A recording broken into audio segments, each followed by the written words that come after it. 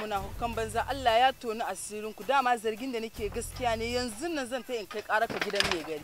Daga yau na raba wannan arma. Na yanke.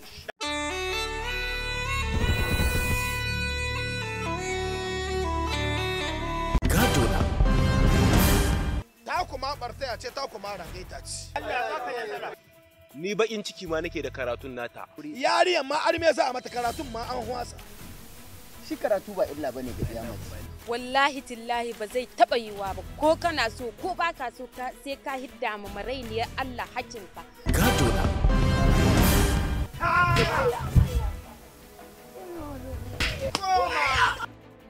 A gaban mai gari kike wannan magana? To wallahi tallahi ki ba a hankali.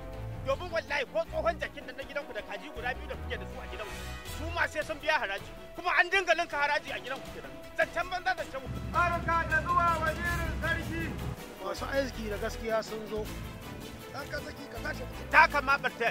Ta kama da barta. Gadona.